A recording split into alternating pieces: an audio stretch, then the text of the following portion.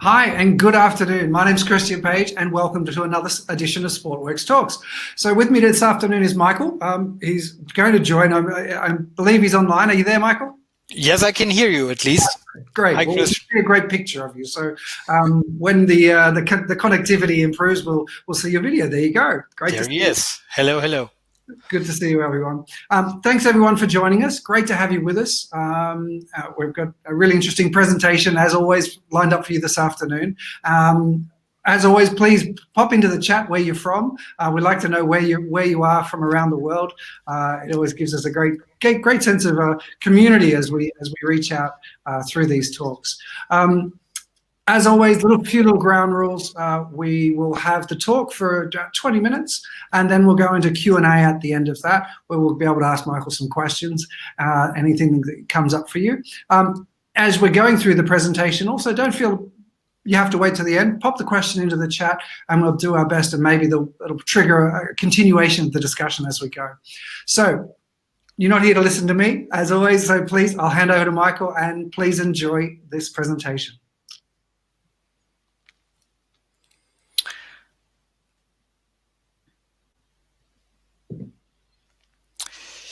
Yeah, thank Christian for having me, and good afternoon, everyone from Munich. I have the honor today to give you a little bit of insights and lessons learned over the last 10 years of my work in corporate development with some of the international governing bodies, and really their attempt in these days to be more business to consumer oriented and not so much business to business as they used to be. So really don't see this presentation even as a best in class or anything. It's really an open discussion and just giving you some of the insights of my experience from the last 10 years. The topic of my presentation was actually ownership of a sport. Now, when we talk about ownership, and we'll come back to the description and definition later on, I just put down on this slide some of the examples, and really I just randomly picked any international federation because you could really put any sport there. So I put skiing, athletic, and cycling.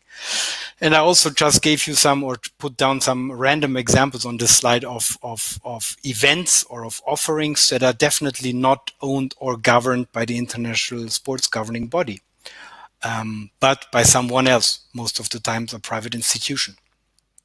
So what we do see, and this is again holding true for every sport, that there are many offerings out there, both on professional and on grassroots level, that are not owned or governed by the international sports governing body. And today I want to talk a little bit about why this is happening and how international federations can actually go about this topic to improve over the years. So something to remember, to keep in mind when we discuss today, Christian, are actually three different things. When we talk about owning a sport, automatically we need to raise the question, well, what are actually the assets of a sport? And then also, what does ownership in that regard mean? And the last question is, well, in case we do not have ownership as an international governing body about our sport, what are actually the downsides and the risks of this? Now, I have my own, let's say, thesis on those three subjects. The first one, when we talk about the asset of a sport, of course, many people would directly think about, especially the commercial guys in our network, would talk about sponsorship values. They would talk about TV rights, so all those commercial assets. But when we really come down to the very essence of a sport, in my humble opinion, it is about the individual human being that is actually practicing a sport or participating in a sport, even as a fan. And if we have several of those human beings coming together, obviously we have events. So those two things are at the very bottom of every sport. So when we talk about international governing bodies and their, let's say, duty to own a sport, at the end they need to make sure that first they really are owning the human capital of the sport. So the amateurs, the pros, the fans, and the consumers, but they also need to be in charge of the event landscape. So meaning the competitions, their organizers, the leagues, and all the grassroots players. Now, what is very important to understand about our discussion today, Christian, is that when I talk about owning, I'm not talking about, let's say, the top left part. So I'm not talking about those events or those governing bodies that are directly owning a certain property, like the FIFA owning the World Cup or the IOC owning the Olympics, because this is, let's say, relatively easy to digest and relatively easy to manage. What is definitely harder is the middle part and the right part. So meaning all these events that are happening out there that are no longer on a professional level, but more and more on an amateur level, that are, of course, because of the pure amount of events and pure amount of grassroots sportsmen, are very, very hard for an international federation to still having the overview and still being able to actively govern. So let's keep in mind, when we talk about owning a sport, I'm not only talking about directly operating and directly being in charge. When I talk about owning, you can also describe it as being aware of what is happening in your sport and potentially, ideally, at least endorse whatever is happening in your sport that is not directly steered by you. Now, and I'm almost over with the, let's say, theoretical part of my presentation. What you see here is, in my, let's say, humble opinion of the last 10 years, the reason why so many international federations have such a hard time to reaching out to their grassroots players.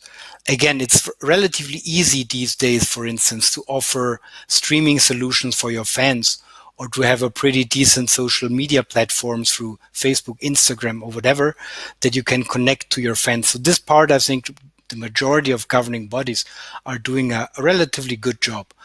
But what is really harder is to directly be in touch and communicate to actually the people that are practicing your sport. And the reason being, you see on this slide, the reason being is because we are still in a B2B environment, meaning the International Federation is mainly governing the Continental Federation, and they are governing the national federations, and then it's dropping all the way down to regional federations, maybe a club, maybe several clubs, and then at the very end, it's you and me, the individual person that is actually doing a sport. Now, of course, in this very, very long chain, it is literally impossible to still be directly in touch of you and me as an individual sportsman. But what should happen, and this I put underneath, is actually to have international federations really being more directly in charge. So really having, like in many other businesses and industries, really a business to consumer thinking. So the International Federation is directly aware, in charge, communicating with the individual sports member. And we can actually make an example, Christian. We talked about this before. I don't know. Are you practicing any sport yourself, as like on a hobby basis, let's say? Yeah, on a hobby basis, I'm an active runner and swimmer. So that's how I try to keep fit. Okay, so let's take this example of running. Now, let's say you go running maybe every morning in Lausanne, or maybe you even have a group of friends that you practice together, or even maybe more professional. Maybe you are even participating in the Lausanne 20K, let's say. 10K. At least something. Congratulations. Now, what is happening that the organizers, in this very practical example, the organizers of Lausanne 20K are normally not in touch with IAAF, with the International Athletics Federation. In touch meaning there is no exchange of data, there's probably no common communicational platform, and there is even no support from IAAF in grassroots events like this. So what we see in this example is, because there are so many running events in this case happening globally, that IAAF does not feel in charge and hasn't found a way yet to still, as I described before, not owning the event, because again, the International Athletics Federation cannot own Lausanne 20K, but they could, for instance, at least try to be endorsing, and we will come back to this point later on what are the options that a federation has. But because this is not happening, you are not participating in the Lausanne 20K. There is again no commercial exploitation from you as an individual sportsman. There is no communication that International Athletics Federation could do for you or in reverse. And also there is no development program, because Lausanne 20K, at least to my knowledge, is not part in any development program on a global level that International Athletics Federation is doing. So this is what I mean. This is because there are so many steps in between you as a sportsman and the international governing body that there is this high risk that there's a commercial, communicational, and development loss. Mm-hmm. So I've got a question on that. Yeah, sure.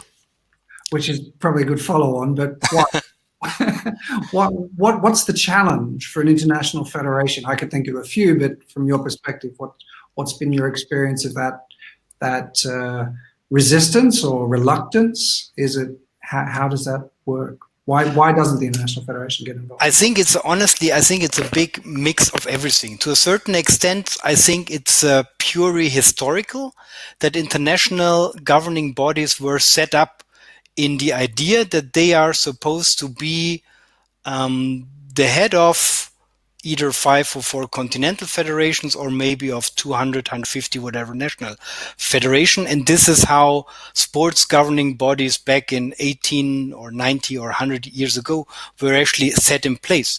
So back then, international federations, and again, back then we talk about times where we did not have any internet, where even the pure mail did not work. So the only reason back then to actually opening up something on a global span, and this is holding true for every industry, was through representation.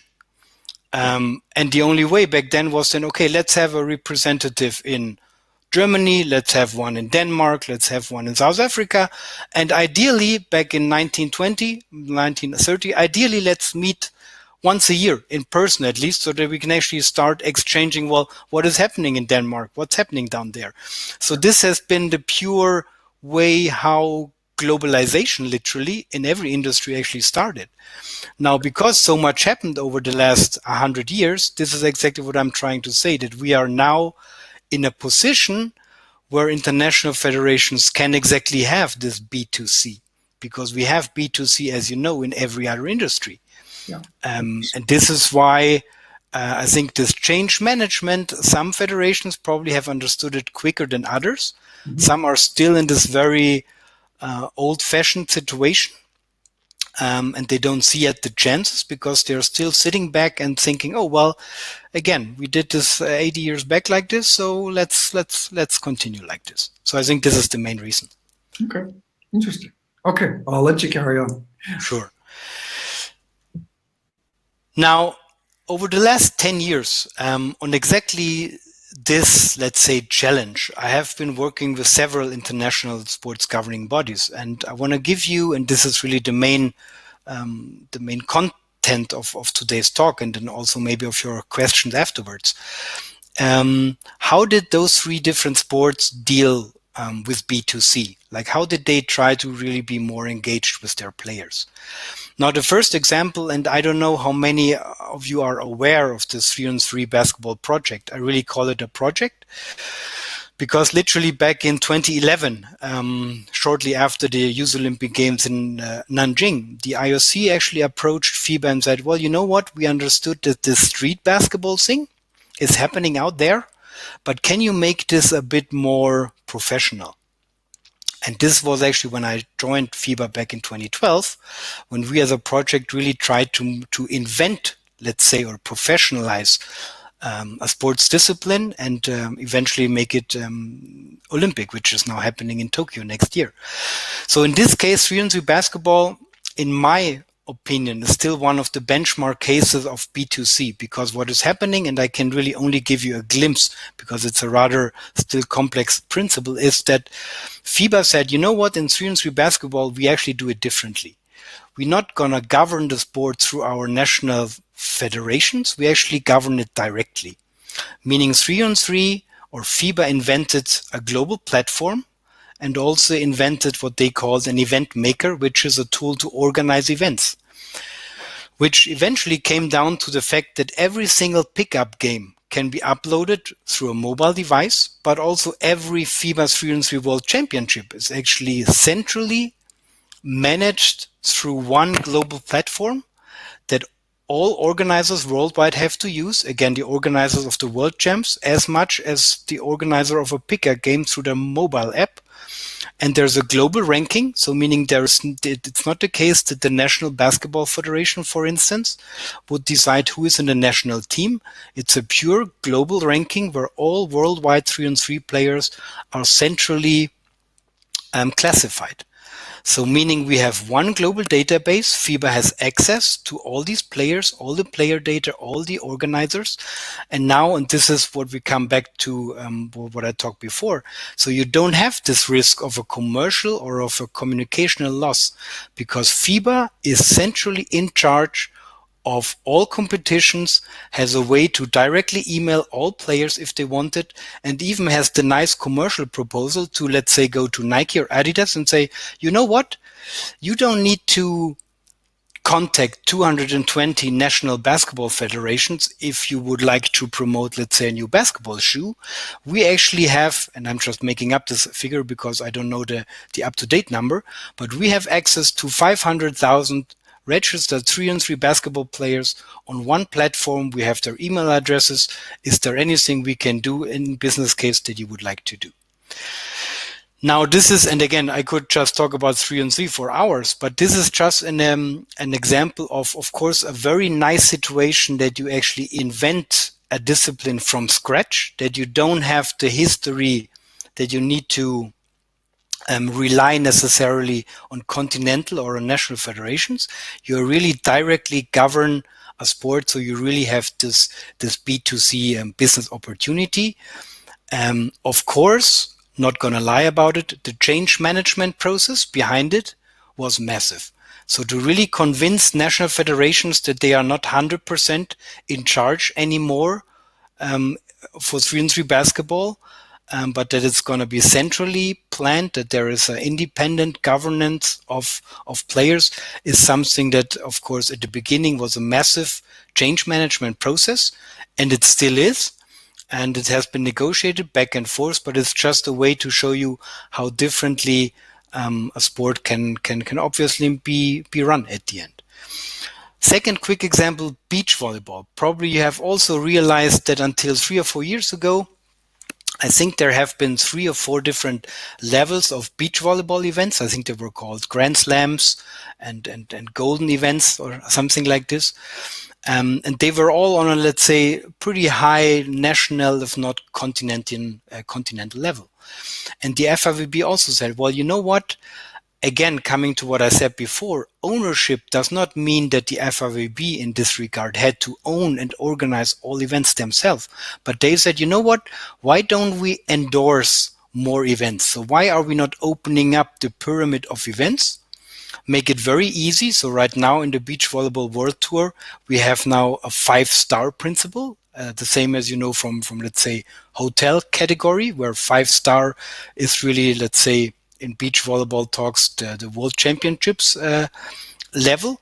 But we now also go all the way down to 2-star and 1-star event, and this is new because these kind of events are so, let's say, decentrally organized that the FIVB is necessarily not even sending technical delegates there, because we are trusting on those 1- and 2-star events, on those lower level events, then those people can actually organize and run events themselves. The only things we ask them, and this is now again very similar to 3-on-3 basketball, is they should of course play according to the official rules, and that of course they should use a central management system of the competitions, that the FIVB will get all the results and is able to provide a global ranking.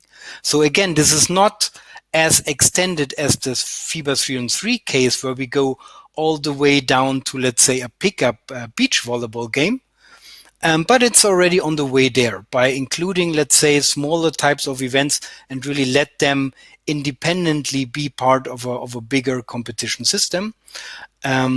But nevertheless, of course, even in beach volleyball, there's technically no reason why you wouldn't even go further and even say, you know what, let's really have one global ranking, one global system of competitions, where we could also really have even pickup games between me and you, Christian, down in the court in VD, and we maybe have an app afterwards. We put in the results in the app, and we're going to be in the same ranking as all the world championship players, as a second example. I really liked, sorry, I just got to dip in here as Sure. discussed, but the point about, I think one of the things that's evolved, and maybe you've got an example of this, is the technology behind this, because as you mentioned, from 100 years ago, we didn't have the internet, we didn't have the available technologies.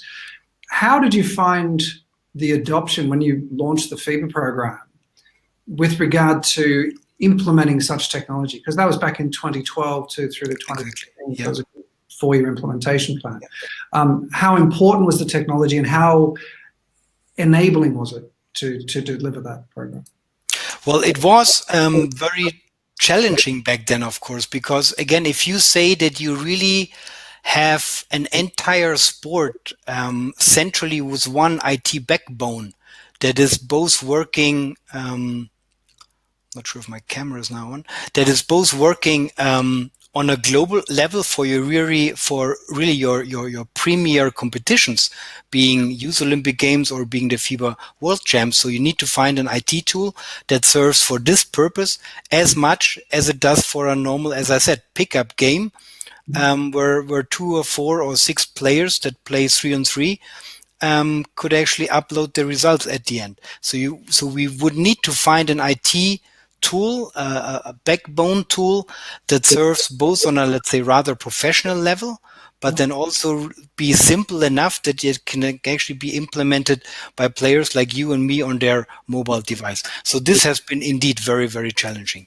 Yeah, but obviously very successful in that evolution for both beach volley and for 3. With all the ups and downs and all the bummers that, of course, you have in every implementation of an IT program. So it's not any different in sports. But I have to say, in FIBA, it took a while. But I think my colleagues now still working at FIBA, I think they're still very, very happy with what we developed back then. And maybe just to give you an idea, a very last example of sports climbing. Which, as you know, is now also part of the Olympic Games next year. Now, this is, for instance, an example where, unfortunately, we are not there yet with at least my idea of B2C business, because sports climbing, as you probably know, is one of the biggest trending sports right now out there, because many people are going into boulder gyms. I know there are, I think, 5 or 6 ones even in the Geneva, Lausanne area, because people really do boulder climbing or sports climbing almost like in a gym. So they really go there to do their practice, to meet other friends. So it's not just about the sports, it's really a lifestyle thing.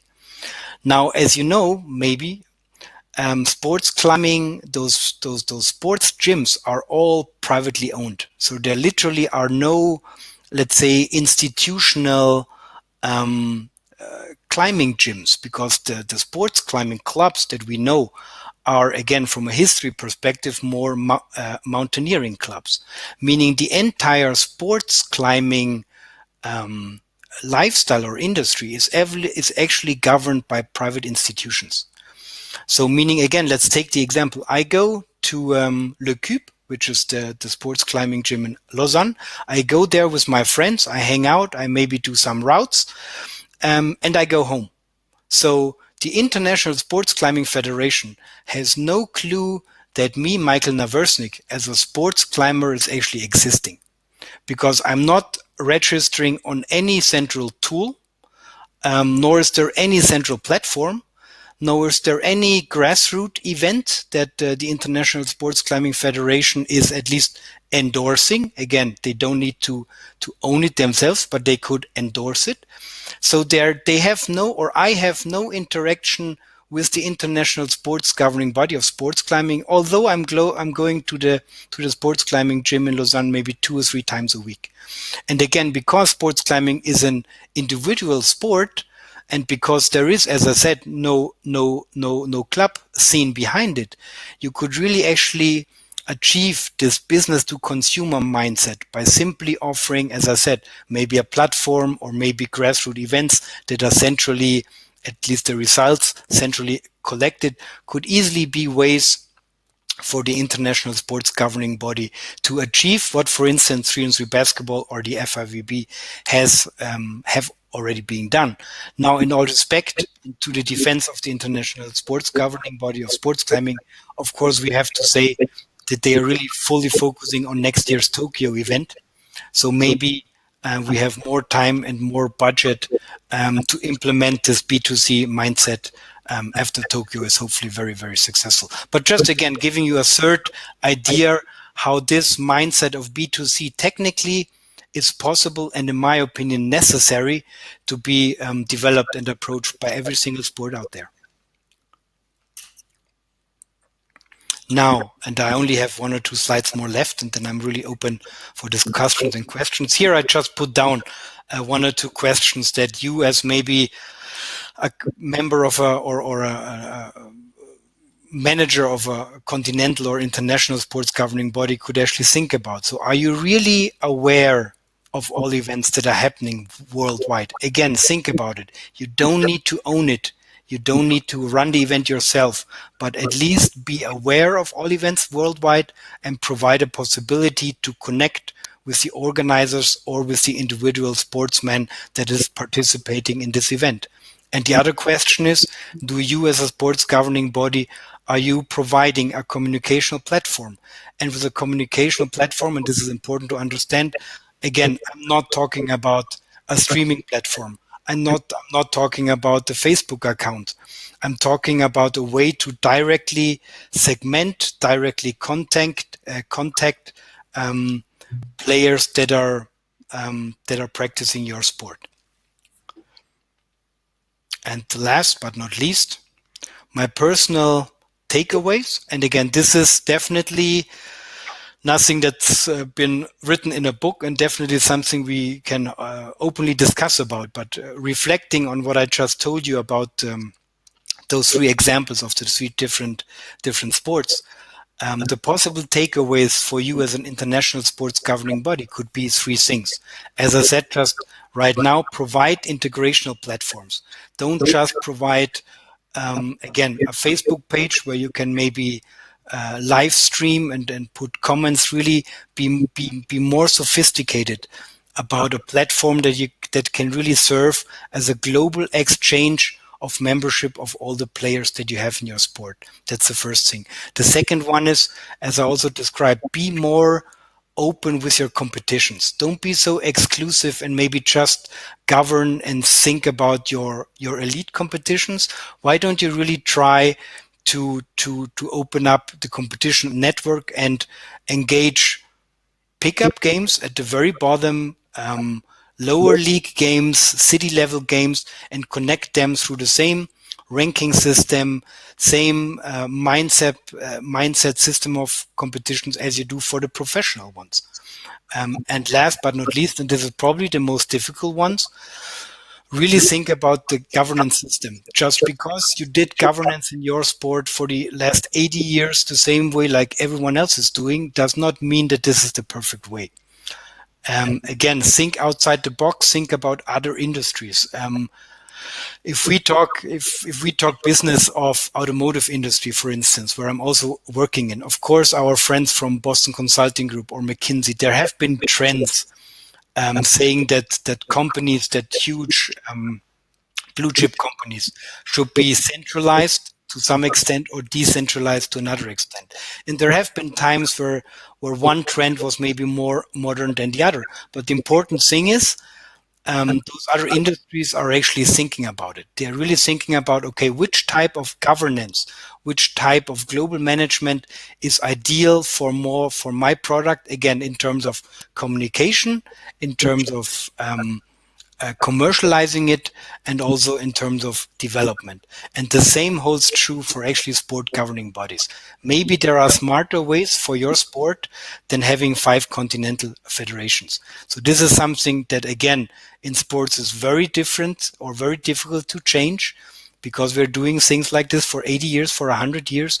But maybe if you look into the future and if you want to be more consumer friendly, maybe we really need to be, again, more B2C focused also in the way we govern the sport. All right, Christian, I hope you're still with me. I'm here. I'm here. Great presentation, great insights. I really enjoyed those the points you raised. And I think you started very well with the human being and the events. I think this is such a key point. And an important point to remember is that why we do sport. Exactly. I had a very good discussion recently with a friend who was talking about entertainment and the difference between sport and entertainment. And I feel like this is one of the key attributes which really makes that differentiator.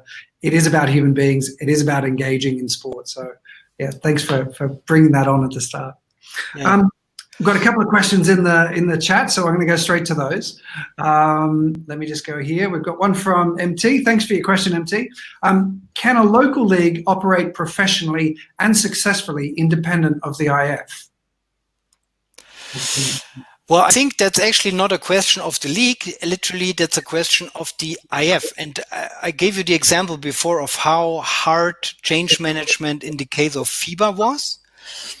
Because again, as soon as you approach a national governing body or an international one saying that, you know what, actually we are treating local leagues or we are treating private organizers as on the same level as we treat our members, being the national federations, they really start to be very, very, well, afraid, I would say, almost scared, because they're saying, well, but hold on, I'm the official member, so why don't I continue to keep the exclusivity of that sport in my country? And in FIBA's case, we said, well, you know what, you just need to perform. In this case, that meant you need to organize events. You need to make sure that in FIBA's case, this event management system and the rules are really developed and adapted in your country. And then, of course, you are still in charge about the sport. But again, if there's anyone else organizing events on the same quality level as you do, they are also welcome. So it's really, again, in FIBA's case, the most important word probably was really the word endorsement. So it has not been the word exclusivity. It was really the word endorsement, or in other words, a natural competition of success, where again, private leagues, private promoters had the same rights as a national federation, as long as they fulfilled the criteria that we gave them. So in this question, I think it's really about the openness of an international governing body to allow a certain amount of independency to a lower league or to a city league. Okay. That's, great insights. I think, as you say, openness and how do we create that dialogue? It sounds like there needs to be a very transparent, open discussion with the national federations, with the local leagues, about what the objective is, I guess, and trying to bring it together. That's a key point. Thanks for the question, MT. We've got a question here from Hinata. Hi, Hinata. Don't federations need this B2B type to guarantee spreading of their sport, i.e. grassroots, etc., via exactly these agents? Assuming a commercial module assumes the point of the sport is to sell, whereas in fact an IF main objective should be the development of their sport. It's a good challenge. Well, it's a day-filling discussion. Probably what is really the raison d'être of international sports governing bodies. I mean, the IOC has their own definition, and I certainly agree. And I'm definitely not saying that we don't need international sports governing bodies, because there are certain areas and rules. Regulation is definitely one of them, but maybe also development is another of them, where we probably still need an independent governing bodies to pursue these tasks.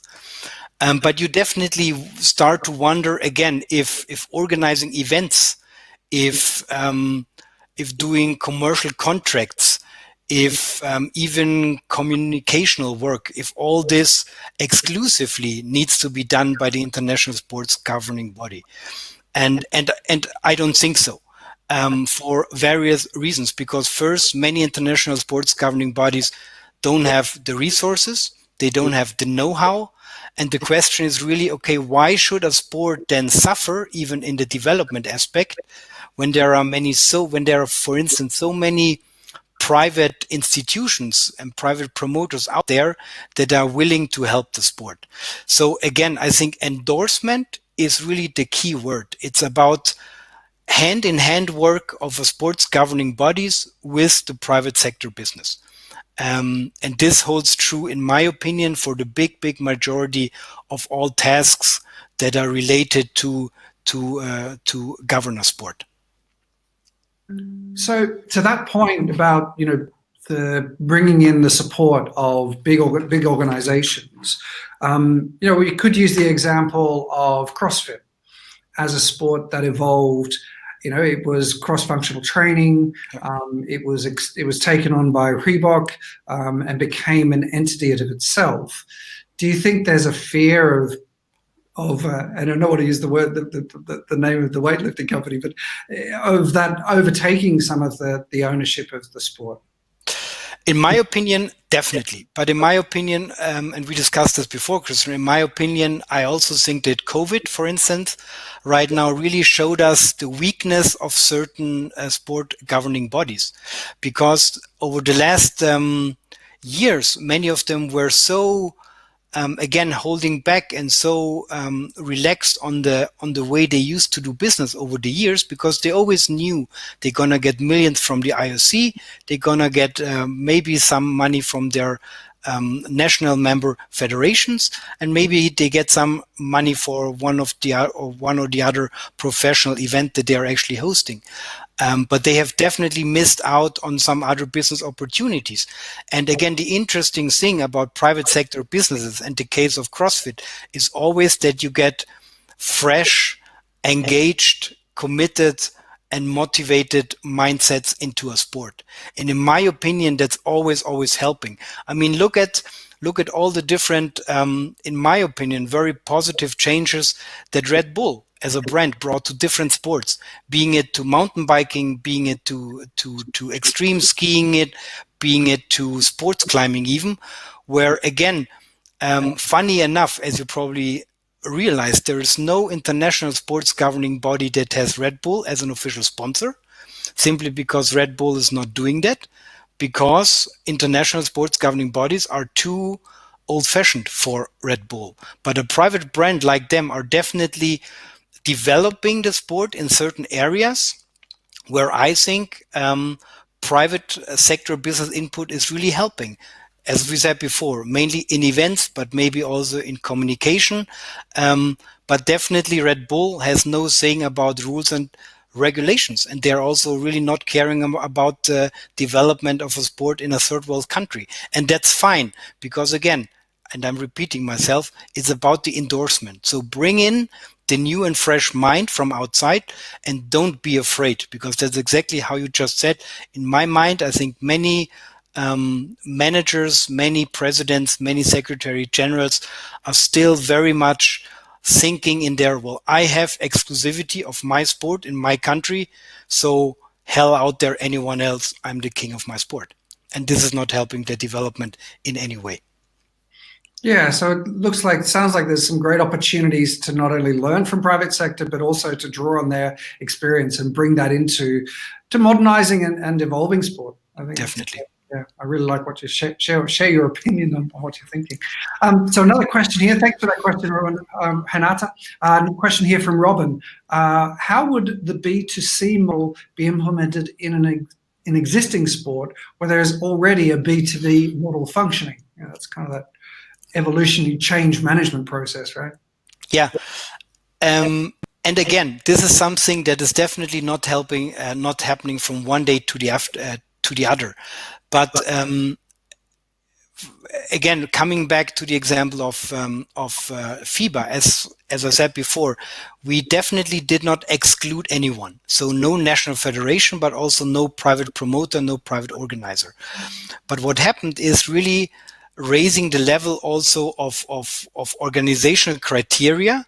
So what actually happened was a natural competition of organizers, a national competition of players, independently, if they are now members or if they are national federation or if they are privately.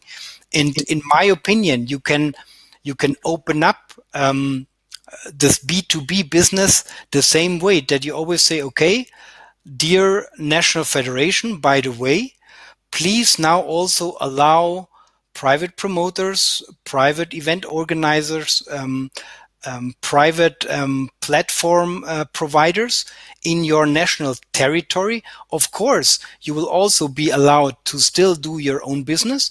And of course, we would be more than happy if you would endorse those private initiatives. Let's actually do it together. Let's not try to be only private, and let's not only try to be governing body management. Let's try both. And I think there are certain incentives that you can also give to a national federation. For instance, if you now say, okay, you know what, we have this platform, and on this platform, you, National Federation, of course, you're also allowed to maybe give certain exposure to your National Federation sponsors. Or you could also say, well, you know what, if we now have a national platform of all the players in our sport, again, bracket, no matter if national team, private, whatever, why don't we promote them both? Like, we, National Federation, can promote it amongst our sponsors, you, private promoter, can promote it amongst your sponsors, and we can have literally as many sponsors on this platform as possible. Ideally, all that I'm just saying should, of course, not happen on a national federation basis, but all this should literally happen from a international federation basis downwards. Because what we also see, and this is again a whole other discussion that we could also have, is that again, when we talk about rankings, for instance, about again platforms, about certain competitions, every national federation is normally doing their own thing. So if we again now take any sport out there, let's even take football. There are 200, I don't know, FIFA probably right now has 221 members. I'm not sure, 219. I'm pretty sure that we have 219 different web pages out there with the national rankings of the relevant national leagues, regional leagues, city leagues, whatever leagues are there. And we have 219 different ways how they probably calculate the rankings, 219 different ways how they actually do the system of competition. And there is, again, no exchange of any of the players through this platform. So what I'm just saying in this example should, again, ideally be driven internationally downwards and not being developed decentrally by 220 national federations. Again, I sort of say it feels like we need to find ways to bring these together, to have this open discussion. Yeah. And instead of being afraid of it, let's embrace it and look at ways, because it's going to only benefit for the sport. Exactly. So we've got time for one more question here. I've got one more here from Andreas, and kind of follows on from what you were just saying, though, about having all this data from different organizations and different websites. So how do you manage personal data security in a B2C model? The governing body is liable. No, like it's a again, good question. Yeah. It's and this is a tricky one indeed, because again, we are talking also about in this case then 220 different national data security rules that we have out there. And there you definitely need to find a mix of the amount of data and of information that you need to collect and that you want to collect, again, because you potentially can exploit it commercially afterwards. And how much is the minimum that you need to at least, let's say, run the system of competition, or to at least run a global ranking, let's say. So in my experience, the majority of users do not have a problem to provide at least their email address to log on whatever platform you would actually have, because this is what they do anyways. And the big majority, in my experience, also would not have an issue to log on to a platform of that sport through their Facebook account, because that's what most people do for all kind of different apps out there anyways. So, and if we just, for instance, take this as a minimum, let's say, data set that you would collect, and you would also, of course, by subscribing, the typical question like you again do with any app, potentially saying, okay, are you okay that we would proceed your email address or your Facebook account for our own development reasons of the sport? I think a big majority of players either wouldn't care because they never read the small print anyways, or they would agree because they are really thinking of being part of a bigger global platform of their sport. And then again, I think commercializing things like this, like the email addresses, like the Facebook accounts, is then something that's, again, for a commercial partner, very, very interesting. But Andreas, I definitely agree. This is something that really needs to be looked into very detailed, because it's unfortunately luckily a very diverse world. So we have, as I said, probably 220 different rules out there. Yeah. Okay. So it's as you said when you launched the project with FIBA, it's a complex process. It is. The change management really does need to play into this, and managing those processes, managing the expectations.